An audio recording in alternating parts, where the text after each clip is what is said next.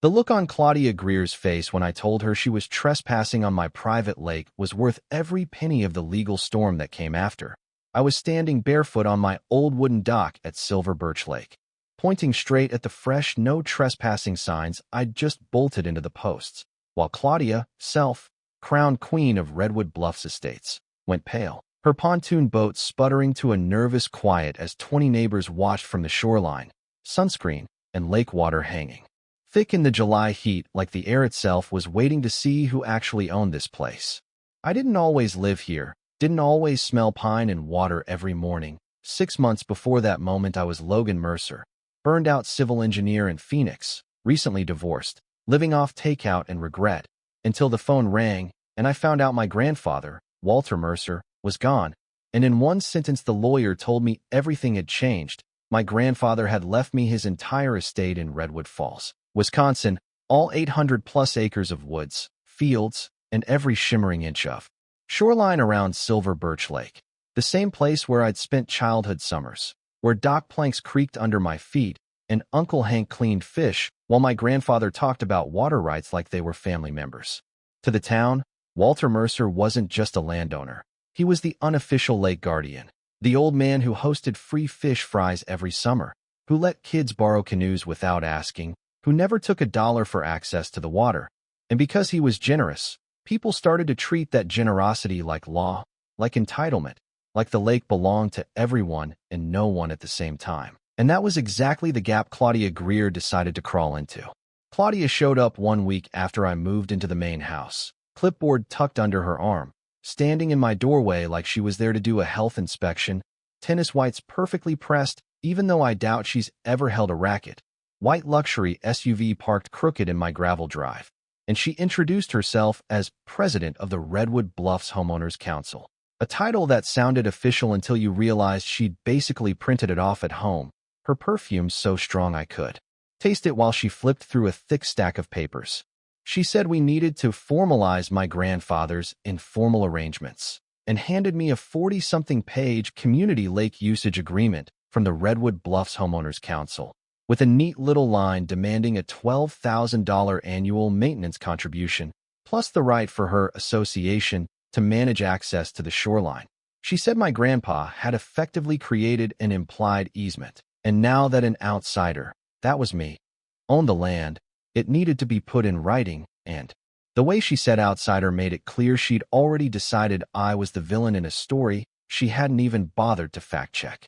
I told Claudia I'd be reviewing my grandfather's documents first, that my engineering brain wasn't signing anything without seeing what the county record said, and her smile froze so fast I swear the air temperature dropped. She left with this tight, brittle, "We'll be in touch." And I should have known right then that she wasn't going to let this go, but I was still grieving, still trying to remember which door in the old house stuck in the winter, still trying to figure out how to live somewhere that smelled like pine needles instead of hot asphalt. The following weekend, I invited 8 college friends out for a barbecue, my first attempt at recreating my grandfather's legendary gatherings. Burgers on the grill, music low, everyone laughing on the deck, and right when the day felt perfect, here came Claudia Greer marching down to my dock at 2 p.m. with laminated violation notices from the Redwood Bluffs Homeowners Council, demanding a guest list like she was TSA, lecturing me about community standards and proper use of shared resources, while my friends stood there holding paper plates, wondering how this woman had suddenly become sheriff of the water. The party died in slow motion, people packing up early with awkward smiles, me standing there feeling like I'd failed my grandfather on my very first weekend in his house. And that night, when the deck lights flicked off and the lake went dark, I sat in his old leather chair and realized I had 2 options: roll over and let Claudia turn my inheritance into her private HOA theme park, or start digging into the one thing that never lies: paperwork. In his study, I found the first clue that this wasn't just petty neighbor drama. Behind a row of fishing books, there was a hidden panel, because of course Walter Mercer loved movie-level theatrics, and inside a cedar chest lay land deeds, survey maps, and water rights documents going back a century. One folder made me grin like an idiot in an empty room: a 1920s water rights grant for Silver Birch Lake, notarized and filed, giving the Mercer family exclusive ownership of the entire lake, shoreline to shoreline, every inch legally ours. My engineer brain kicked in, and a single thought cut through the grief and frustration like a laser.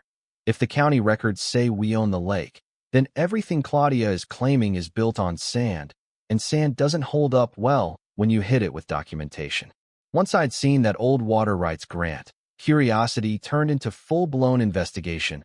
I walked out one Monday morning to find an official-looking cease and desist letter tucked under my windshield wiper from something called Neighborhood Legal Alliance, stamped with threats of $500 daily fines from the Redwood Bluffs Homeowners Council for unauthorized use of shared waterfront.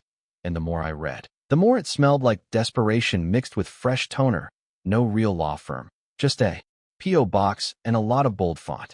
I needed to know how deep this went, so I started with the people who'd been here longer than any HOA flyer. My next-door neighbor, Mrs. Helen Russo, 70-something, sharp eyes, coffee strong enough to strip paint, told me Claudia had blown in like a storm from the suburbs, suddenly talking about proper management and dues after 6 decades where my grandfather never charged a penny. Then I walked down to see Professor Neil Carter, a retired teacher 3 houses away, and he dropped the bomb. Claudia Greer had been collecting $200 per month from 20-plus families for lake access, over $5,000 a month for 2 years, to use a lake she did not own and had no legal authority over. The Parkers, a young family who'd moved here because they thought it was affordable lake living, were paying $2,400 a year to Claudia, their kids wondering why they suddenly had to pay to swim when old Mr. Mercer never asked for anything but a hello. And that's when I knew this wasn't just overreach. It was an organized scam.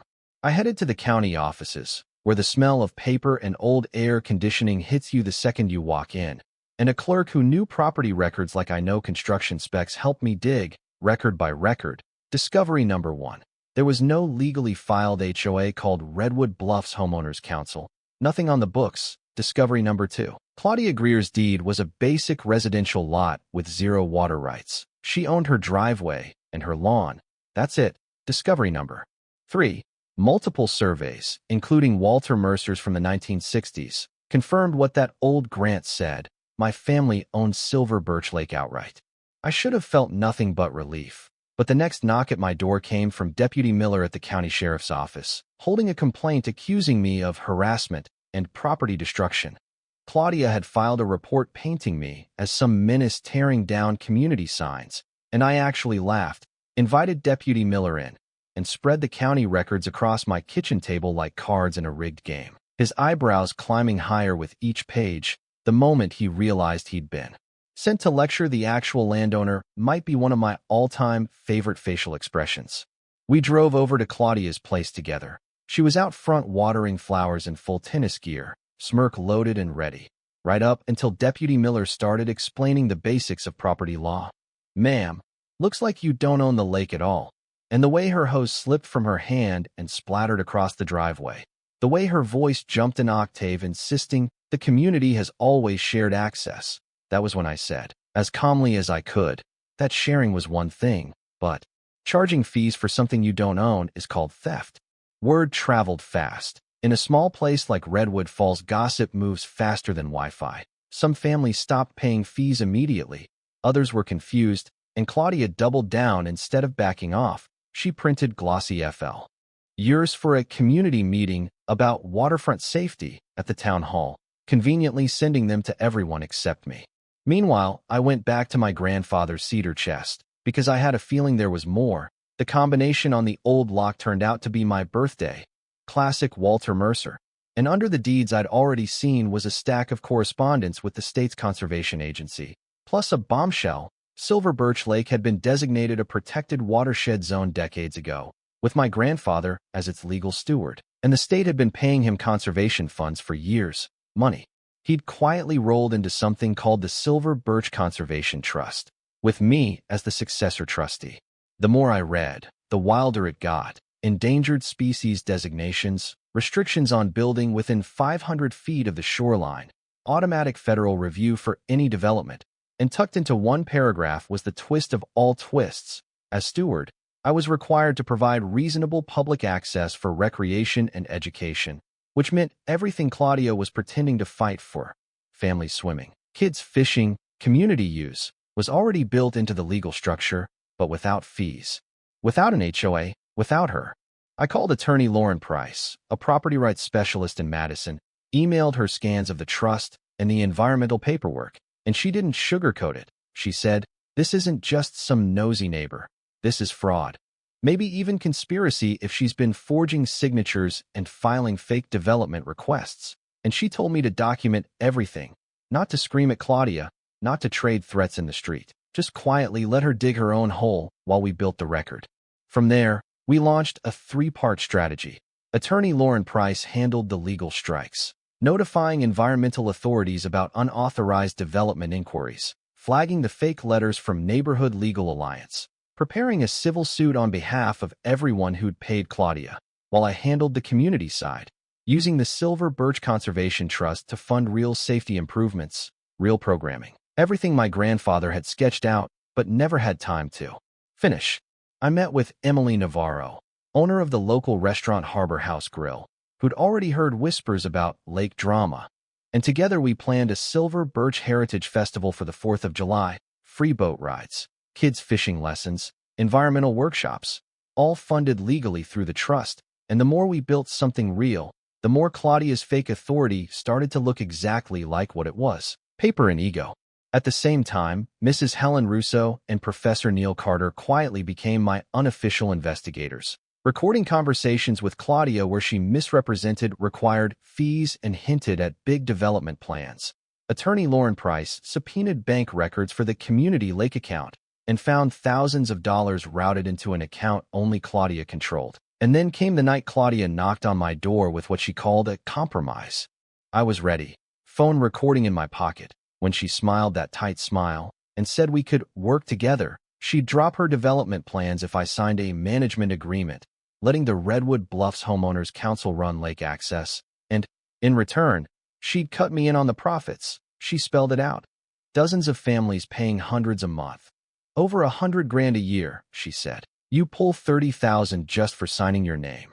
And while she explained, I realized she thought I was just like her, that I'd trade my grandfather's legacy for a slice of a fake HOA's revenue. By the time she left, I had 20 minutes of audio where she admitted the development plans were leverage, where she pitched what sounded a lot like bribery, and while she walked down my steps thinking she'd finally found my price. Federal investigators were already reviewing the environmental complaint attorney Lauren Price had filed. When the federal letters hit Redwood Township, everything shifted. Environmental investigators froze Claudia's lake improvement application, requested all related documents, and forwarded evidence of her fee collection to financial crimes agents. Meanwhile, Claudia went nuclear, ripping down my safety signs, moving life rings, plastering the shoreline with forged notices claiming, by order of Redwood Township, no swimming. Then jumping on Facebook to paint me as some greedy out-of-state millionaire trying to wall off a lake that, in her words, had always belonged to the community. Neighbors started getting anonymous flyers from something called the Redwood Neighbors Legal Defense Fund, asking for $500 to fight exclusionary practices. Kids were asking their parents why they couldn't swim anymore. And one afternoon, Emily Navarro told me a rumor Claudia had started, that I'd use environmental law to stop rescue boats from reaching drowning victims. And I realized this wasn't just about money for her anymore. It was about control, about being the center of everything, no matter who got hurt. So we accelerated our plan. We finished the accessible fishing pier Walter Mercer had drawn years ago, installed proper lighting and safety gear, set trail cameras around the property, and pushed ahead with the Silver Birch Heritage Festival, lining up local businesses, school bands, environmental educators, even getting a representative from the federal agency overseeing the watershed to attend, not as a hammer, but as a quiet, steady presence that said, "This is real." The cameras paid off. They caught Claudia Greer in the dark, moving my signs, tampering with safety gear, even sneaking through other people's yards to measure their shoreline. And when federal agents reviewed the footage alongside her banking records and our pile of fake letters and forged credentials, a picture emerged that was bigger than one petty HOA scam. They found links between Claudia and an unlicensed consultant from out of state, a man tied to other sketchy land use schemes. They started to suspect this wasn't her first play, just the first one that hit a wall made of documentation instead of fear. 4th of July dawned clear and blue, the kind of summer morning that makes the lake look like glass. We had food trucks lined up down the access road, kids sprinting to the water, volunteers in bright shirts running workshops, the high school jazz band warming up near the pavilion, and for the first few hours it felt like exactly what my grandfather had always wanted. Laughter, learning, no gates, no invoices.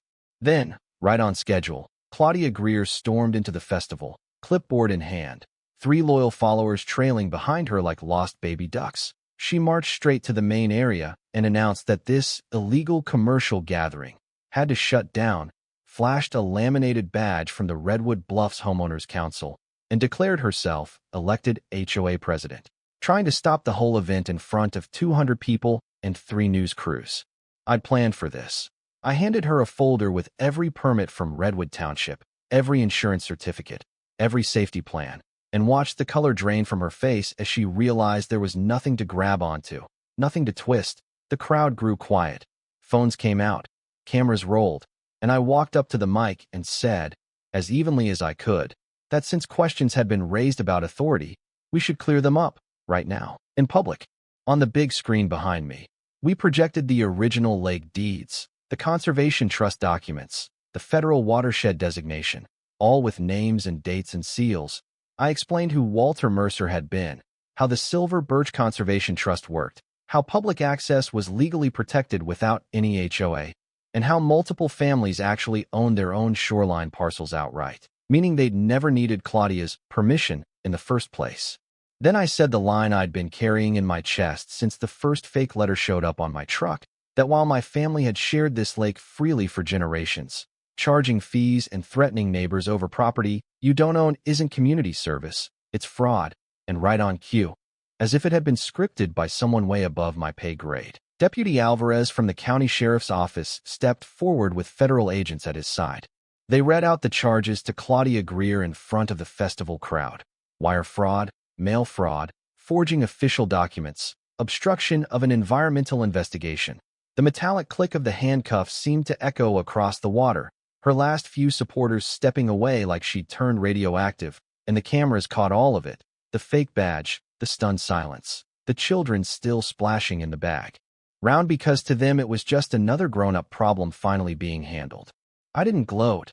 I wanted to, a little piece of me absolutely wanted to, but instead I took the mic back and said we were going to finish what we started, that the festival would become an annual tradition funded by the Silver Birch Conservation Trust, that anyone, including people who'd once believed Claudia's lies, was welcome to be part of something honest, documented, open. In the months that followed, the legal pieces settled into place. Claudia Greer pled guilty to multiple felonies, agreed to restitution and a permanent restraining order, lost her house to legal bills, and became a cautionary headline instead of a local powerhouse. The families who'd been scammed got their money back through a settlement attorney Lauren Price negotiated, plus interest. And Redwood Township worked with us to create the Silver Birch Community Council, a real, transparent group of residents focused on conservation and access, not control and fees. The Silver Birch Heritage Festival grew, 500 people the next year, then more. Emily Navarro's Harbor House Grill had its best summers in history. School programs used the lake as an outdoor classroom. We set up a scholarship in Walter Mercer's name. And I found something I didn't know I'd been missing since my marriage fell apart: a reason to stay somewhere, to fight for something that would outlast me. State officials started using our story to teach other communities how to spot fake HOAs and bogus development councils. Federal agencies cited Silver Birch Lake as a model for community-based watershed stewardship. Even a documentary crew showed up one fall to film the way kids tested water quality, while retirees told stories about old Mr. Mercer and his legendary fish fries. Every now and then, standing on that same dock where I first told Claudia she was trespassing, I hear my grandfather's voice in the back of my mind, saying the lake doesn't really belong to any of us. Not permanently. We're just temporary stewards. And maybe that's the part that hits deepest, that one woman's greed tried to turn generosity into a business model, and in the end, that greed accidentally locked in more protection, more oversight, more community power than we ever had before. So here's what I keep thinking, and here's what I want to ask you.